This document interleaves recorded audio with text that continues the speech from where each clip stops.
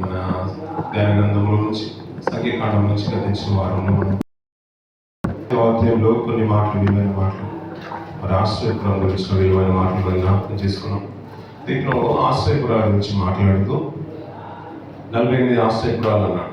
48 ఆశ్రయపురాలు. ఈ ఆశ్రయపురాలు ఎవరుండాలని ఈ పురాలన్నీ కూడా లేవీలకి మాత్రం ఉండాలి. దాంట్లో ప్రత్యేకంగా 6 ఆశ్రయపురాలు పురాలు 48 లేవీలకి ఆశ్రయపురాలు ప్రత్యేకంగా ఎవరైనా హత్య చేసి పారిపోయినప్పుడు వారికి ఆశ్రయంగా ఉండడానికి 6 ప్రత్యేకపరచాడు. యోర్దన్ యువతల 3, యోర్దన్ అవతల 3.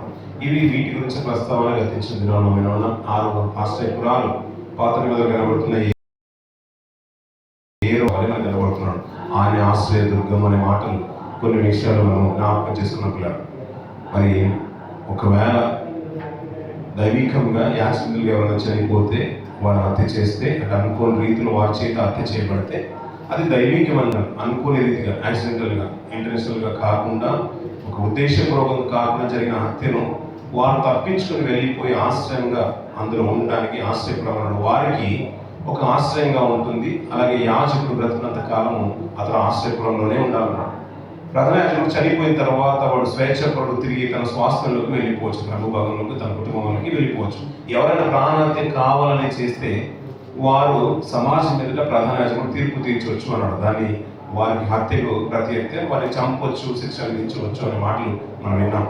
ఎవరైనా కానీ హత్య చేసి బలిపీఠ కొమ్మలు పట్టుకున్నా కానీ వారిని లాగి మరి కొట్టు అని నిర్గమకాండలో దేవుడు మోషే ద్వారా ఇచ్చిన మాటలు మనం జ్ఞాపకం చేసుకుంటూ రాజుల గ్రంథంలో దావీదు గారు కాలం చేసిన తదనంతరం సొలొమోను గారు తీసుకున్న ఒక సందర్భాన్ని మనం జ్ఞాపకం చేసుకున్నాం. బలిపీఠ కొమ్మలు పట్టుకున్న యోబు గురించి మనం జ్ఞాపకం చేసుకున్నాం. దావీదు సైన్యాధిపతి, అతడు నిర్దాక్ష్యంగా నీతి పరులు తనకంటే యోగ్యులను ఇద్దరిని హత్య చేసిన కారణం బట్టి దావీదు గారు తన బ్రతుకాలంలో ఏ రోజు అతన్ని అనలేదు, ఎందుకంటే తన చెల్లెలు కుమారుడు కాబట్టి.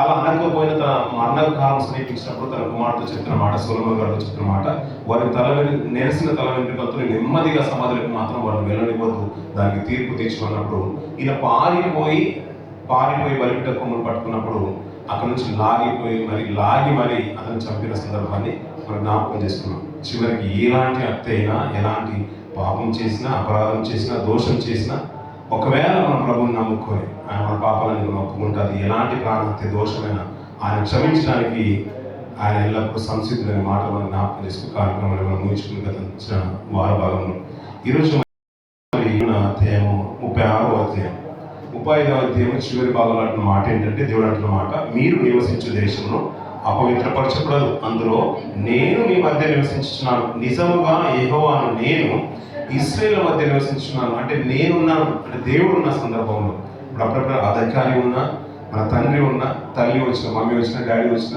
పిల్లలు నిశ్శబ్దం అంటే ఎవరో ఉండరు, నిశ్శబ్దంగా ఉంటారు. అపవిత్రమైంది ఇంకా దరిదాపులప్పుడు రావు.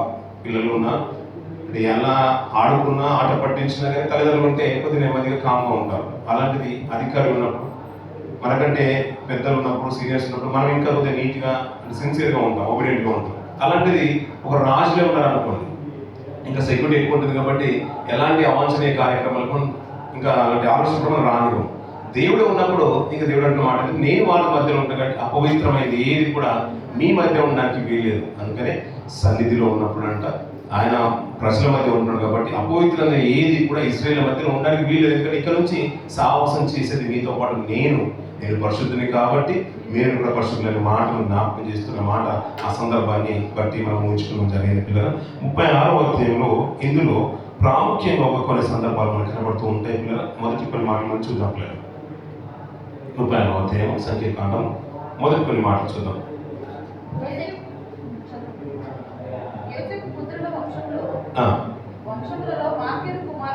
మాకీరు కుమారుడును మనిషి మనుమడునైన గిలాదు యొక్క పుత్ర వంశముల పెద్దలు వచ్చి మోషే ఎదుటను ఇశ్రాయేలు పితరుల కుటుంబముల ప్రధానుల ఎదుటను మాట్లాడి ఇట్లనేది, ఆ దేశంలో 100 చీట్ల చొప్పున మా ఎలిన వారికి ఆజ్ఞాపించెను. మరియు మా సహోదరుడైన సెలోపెహాదు స్వాస్థ్యమును అతని కుమార్తెలకు ఇయ్యవలని మా ఎలిన వాడు యెహోవా చేత ఆజ్ఞనుందెను అని సరిపోతుంది కదా. ఇక్కడ ఒక సందర్భం, ఒక కుటుంబ ప్రస్తావన వస్తుంది. ఒక గోత్రం నుంచి కొంతమంది మనుషులు వచ్చారంట. ఎవరయ్యా అంటే యోసేపు పుత్ర వంశంలో మాకీరు కుమారుడు గురించి మాట్లాడుతున్నాడు. మనష్య మనమాడునైనా గిలాదు యొక్క పుత్ర వంశంలో పెద్దలు వచ్చి మోషే ఎదుట, ఇశ్రాయేలు ప్రజల ఎదుట ఇంకా మాట్లాడుతున్న మాట. అంటే మోషే గారు ఇంకా కాలం చేయలేదు, మోషే గారు సజీవంగానే ఉన్నారు. ఇప్పుడు చివరి అధ్యాయం అయినప్పటికీ మనం అనుకున్న మాట ఏంటంటే 40 సంవత్సరాల చరిత్ర ఉంది. ఈ సంఖ్యఖండం తర్వాత ద్వితీయోపదేశకాండం మళ్ళీ ఉపదేశం, రెండోసారి ఉపదేశం చేసింది కాబట్టి ద్వితీయోపదేశం అన్నారు. ఈ తర్వాత వాళ్ళు దేవుని ప్రదేశం స్వాస్థంగా పొందుకుంటారు. దానికంటే ముందుగానే మోషే గారు కాలం చేసి లోపల విడిచిపెట్టి వెళ్ళిపోతారు. వారు బలంగా ఉన్నప్పుడు, పరిశీలనలో బలంగా వాడబడుతున్న సందర్భంలో మోషే గారి దగ్గరికి సెలోపెహాదు కుమార్తెలు వచ్చిన సందర్భాన్ని మనం 27వ అధ్యాయంలో చూసాం.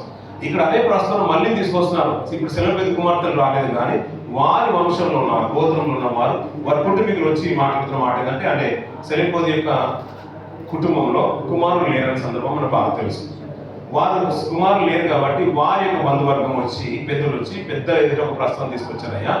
ఆ రోజు మాట్లాడినప్పుడు ఏంటంటే సెలోపెహాదు యొక్క కుమార్తెలు స్వాస్థంగా ఇవ్వాలని మీరు యెహోవా చేత వాగ్దానం పొందుకున్నారు కదా అనే మాట మాట్లాడుతున్నాడు. ఆ మాట కూడా జ్ఞాపకం చేసుకున్న పిల్లలు 27వ అధ్యాయం మొదటి కొన్ని మాటలు మనం చూసుకొని ముందుకెళ్ళిన పిల్లలు. సంఖ్యాకాండం 27వ అధ్యాయం. అప్పుడు యోసేపు కుమారుడైన మనష్య వంశస్థులలో సెలోపెహాదు కుమార్తెలు వచ్చింది.